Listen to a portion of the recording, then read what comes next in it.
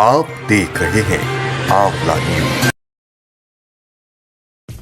नमस्कार, मैं योगेश, आंवला डिजिटल मीडिया, तीर्थनगरी ऋषिकेश से। इस समय आईडीपीएल में हैं और आईडीपीएल जो यहाँ पे आवासीय स्थिति है वो बहुत गंभीर और जर्जर है। और हमारे साथ जो हैं दो वक्ता भी हैं जो आईडीपीएल के ही हैं। मजूमदार जी हैं। मजूमदार जी, अपना पहले परिचय दीजिए खुलकर।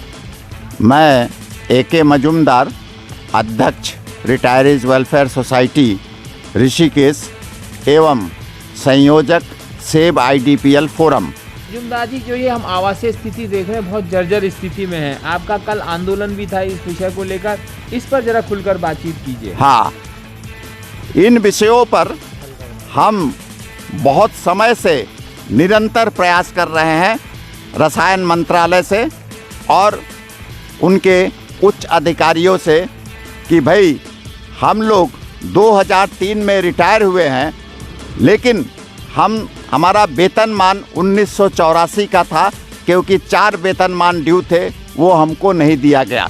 तो हम लोगों की आर्थिक स्थिति बहुत ख़राब है। हम कहीं रहने के हमारे पास व्यवस्था नहीं है। मजबूरी में हम अपने आईडीपीएल आवास में रह रहे हैं। अतः हम हमेशा से गुजारिश करते आए हैं कि ये खाली ना कराए जाएं। अब ये मैसेज आया है कि आवास खाली कराए जाएंगे। पहले नई कॉलोनी खाली कराई जाएगी, बाद में पुरानी कॉलोनी भी खाली होगी।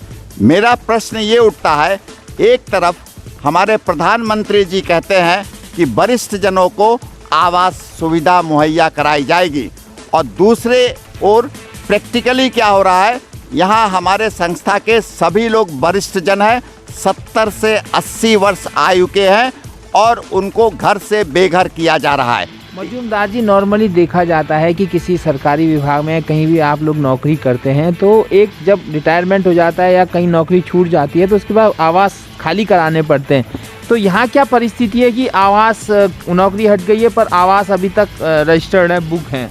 हाँ, इस विषय में मैं ये कहना चाहूँगा कि जब हम लोग बीआरएस में सेवानिवृत्त हुए थे तो भारत सरकार के रसायन मंत्रालय ने हम लोगों की जितनी बीआरएस की राशि बनती थी वो आईडीपीएल प्रबंधन को उतनी भुगतान कर दिया गया, और ये निर्देश भी दिया गया कि चाहे नॉर्मल रिटायरीज का वेतन दिलाने में, उनका भुगतान करने में देरी हो, चूँकि ये लोग प्री मैच्योर रिटायरमेंट लिए हैं, इसलिए इनका भुगतान तुरंत किया जाए। परंतु आईडीपीएल प्रबंधन ने उसको रोक कर रखा और हमें किस्तों में दिया, और इसलिए हम लोग इस आवास में रहते रहे, और हमारे ऊपर इन्होंने 22 गुना पेनल्टी रोक दी। जबकि आईडीपीएल कारपोरेट सर्कुलर कहता है सारे भुगतान होने के पश्चात 6 महीने बाद आप पेनल रेंट लगाएंगे। हमारे साथ दूसरे वक्ता भी हैं, उनसे भी जानेंगे। आपका शुभ नाम क्या है? आनंद सिंह। अच्छा, आप क्या कहेंगे कि जो आवासीय खाली करने की बात चल रही है, नए नियम कानून है, वैसे नॉर्मली हम देखते हैं कि सरकारी आवास तब खाली हो जाते हैं जब रिटायरमेंट हो जाता है या नौकरी छूट जाती है। आपका क्या कहना है, क्या नियम थे इसमें? इस संबंध में मेरा ये कहना है कि आईडीपीएल एक ऐसी संस्था थी कि जिसमें लोग काफ़ी दिनों से रोजगार कर रहे थे, और सरकार की गलत नीतियों के कारण ये बंद हो गई। लेकिन यहाँ सन 1990 में भी जो रिटायर हुए उन लोगों को भी आवास खाली कराने का सरकार की तरफ से या प्रबंधक वर्ग की तरफ से कोई निर्णय नहीं लिया गया। तो इसलिए, और उसके बाद जब सन 2002 में बीआरएस आया तो बीआरएस के बाद भी जो कर्मचारी रिटायर बीआरएस जबरदस्ती उनको बीआरएस दे दिया गया। आपका शुभ नाम क्या है? हाँ, सुरेश कुमार। अच्छा, क्या कहेंगे आप? हाँ, मैं जो आईडीपीएल आवास है यहाँ पे, जो एम्प्लॉय यहाँ पे, तो यहाँ उस समय जब थोड़ा सा वो क्या था, कर्मचारी एम्प्लॉय को कंपनी की तरफ से जो बंद किया गया था, तो इतना पैसा था उनका 1.5 लाख के से लेकर 2.5 लाख तक। क्या कहा था आईडीपीएल ने जब आपने नौकरी छोड़ी थी? हाँ, नौकरी छोड़ी थी कि जो आपका पैसा है ना, तो उसका ब्याज इंटरेस्ट दिया इन्होंने जो है।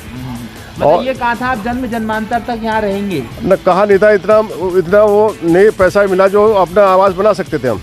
पैसा मैनेजमेंट के पास रहा, 2.5 लाख से 1.5 लाख तक जो है, तो उसका ना तो इंटरेस्ट दिया ना वो पैसा दिया जो इतना हम कहीं से अपना बना सकते थे। यहाँ तो रोजी रोटी के लाले पड़े।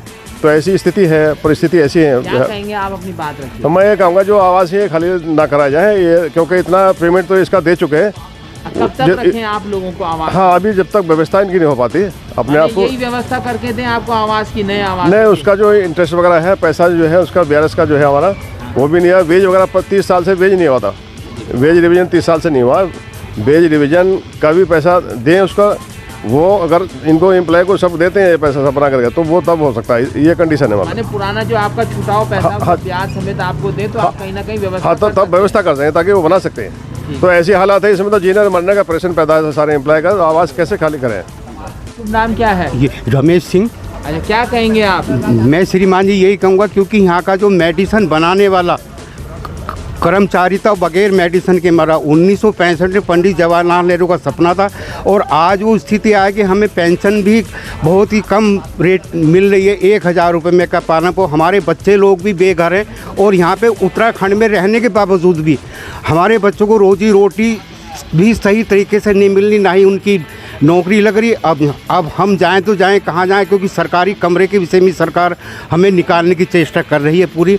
तो मैं अनुरोध करूंगा कि इस हमारी परेशानी को, कमज़ोर वीक होने परिवार से भी होने के नाते हम यहाँ पे बेघर हो चुके हैं, और बार बार यहाँ पे हमें निकालने की कोशिश की जा रही है। तो आप जी से अनुरोध है कि इस चीज़ को, समस्या को देखते हुए, और हमारी पेंशन की समस्या का भी एक सबसे जो ये रवैया सही करा दिया जाए तो बहुत अच्छा है, क्योंकि हम अपने परिवार को लेकर के पालन पोषण कर सकें। लेकिन यहाँ पे बहुत दिक्कतें आ रही हैं उत्तराखंड। कल हमने IDPL प्रशासन भवन के सामने प्रदर्शन और धरना किया, जिसमें हमारा वक्तव्य ये है कि आप चाहे यहाँ पर कन्वेंशन सेंटर बनाएं या जो कुछ बनाना चाहे आप, भारत सरकार बना सकती है, लेकिन हम लोगों को बेघर किसी भी कीमत पे न किया जाए। ये कब तक रखें आवास आप लोगों को पास, मतलब कितना समय और दें आप लोगों को? हमको तो अब हम लोगों को 2 साल 4 साल 5 साल हम लोग सब मौत के कगार पे खड़े हैं। तो जब तक हम हैं हम इसी आवास में रहेंगे, और हम यहाँ से नहीं, क्योंकि अब हमारे पास ये स्थिति ही नहीं है कि हम दूसरे जगह पे पुनर्वास हो सकें। आप कल GM साहब से मिलने गए थे अपनी हाँ, वो समस्या बता को लेकर, उस संबंध में आपका क्या कहना है? हम लोगों ने कल एक दिन का धरना रखा हुआ था IDPL गेट पे। GM का लेकिन जब हम वहाँ पर अपना दरी बिछाने के लिए पहुँचे, तो सिक्योरिटी की तरफ से जो है उन्होंने कहा कि GM साहब का आदेश है कि यहाँ पर कोई धरना नहीं होगा, आप कहीं दूर लगाइए इसको। इस संबंध में उन्होंने कहा या तो आप GM साहब से बात करो। तो हम 2-3 लोग GM साहब के पास गए, तो उनसे बात करनी चाहिए, तो उन्होंने कहा कि मैं मीटिंग में हूँ। फिर हमने 5-10 मिनट इंतज़ार करा, उसके बाद हम अंदर गए, तो उन्होंने कहा कि प्लीज़ आप लोग बाहर जाइए, हम अभी व्यस्त हैं, आप बाद में बात करना हमसे। लेकिन हम GM साहब ने आपने से जो है उससे व्यवहार नहीं किया? हाँ, हमसे कोई वो व्यवहार नहीं करा। हम लोगों को बोला कि आप लोग बाहर जाइए। मेन सवाल है कि आपसे ही सुना था मजुमदार जी, डिप्टी GM हैं और GM के पद पर बैठे, आखिर GM है कौन यहाँ पर? यहाँ के वास्तविक रूप में GM है मिस्टर संजय सिंह, और मैं 20 अक्टूबर को संजय सिंह से मुलाकात की थी। हमने कहा था जब आप महाप्रबंधक हैं तो आप यहाँ गुड़गांव में बैठने के बजाय IDPL ऋषिकेश में रहिए, GM आवास भी खाली पड़ा है, आप वहाँ रहिए और वहाँ के कार्यालय में कार्यभार देखें। क्योंकि जिस बंदे को आपने बिठा रखा है, श्री अग्रहरी को उप महाप्रबंधक, उनसे हम बात करने जाते हैं, वो छोटी सी छोटी बात को भी सुलझा नहीं पाते और मेरे से कह देते हैं कि हम इसको कारपोरेट कार्यालय में भेजेंगे। तो अगर हर बात कारपोरेट कार्यालय में ही जानी है तो उस बंदे को क्यों बिठा रखा है? हम GM साहब आते हैं कभी कभी यहाँ पर? मैंने तो यहाँ कभी देखा नहीं है, वैसे आते होंगे। वैसे GM साहब पे गुड़गांव का भी चार्ज है क्या? गुड़गांव का चार्ज है, तो मेरी ये मांग है कि 15 दिन वो गुड़गांव बैठे, 15 दिन यहाँ ऋषिकेश में बैठें और इन समस्याओं का निराकरण करें। एक आप कह रहे थे कि इन जर्जर भवन को लेके आप पहले मिल चुके हैं प्रधानमंत्री ऑफिस में। प्रधानमंत्री कार्यालय से एक निर्देश जारी हुआ था, हमारे औषधि निर्माण के जो सेक्रेटरी थे मिस्टर सिंह, तो उनसे वार्ता हुई थी। हमने कहा था कि ये हम लोग रह रहे हैं, हम आपको जो भी पैसा देते हैं 50, 100, 200, 250 जो भी देते हैं, हम कुछ दे रहे हैं, IDPL is getting some revenue from us, but what you are getting from these vacant quarters, जो और they are deteriorating day after day, और उसकी अवस्था आप हमारे पीछे बैकग्राउंड में देख लीजिए क्या हो गया। अगर इसको सुचारू रूप से करके अगर लोगों को रहने की आवास की सुविधा मुहैया कराई जाती, कितने लोगों का भला हुआ होता। आपका क्या कहना है कि इन आवासीय स्थिति को सुधारने के लिए क्या प्रयास करे IDPL? IDPL मैनेजमेंट ने पहले से ही प्रयास नहीं करे, अब तो इनकी हालत इतनी जर्जर हो गई कि इनको सुधारने के लिए बहुत ज़्यादा मात्रा में खर्च करना पड़ेगा। लेकिन जिन आवासों में लोग रह रहे हैं उनकी स्थिति अभी ठीक है। तो हमारा कहना यही है कि अगर लोग आवास में रहते हैं तो वो मेंटेन रहता है, अगर वो आवास में नहीं रहेंगे तो खंडर हो जाएगा।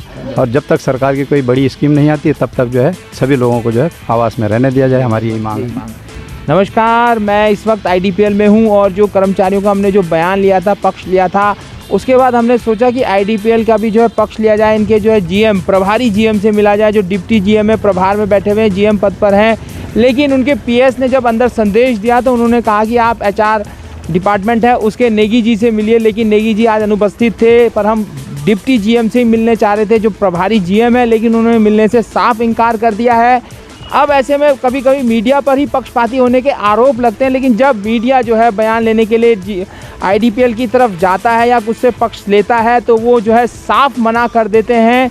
इस तरह की राजतंत्र जो है हमें IDPL में देखने को मिला है। पहले भी हम कई बार GM साहब से मिलने के लिए आए थे, लेकिन ये जो डिप्टी GM बन के बैठे हुए हैं, इन्होंने यहाँ वाकई में तानाशाही रवैया अपना रखा है। ये कर्मचारियों का भी आरोप है, अधिकारियों का भी आरोप है। और आज जब हम मीडिया वाले खुद इनसे मिलने गए तो इन्होंने 1 मिनट तक हमें मिलने नहीं दिया। धन्यवाद।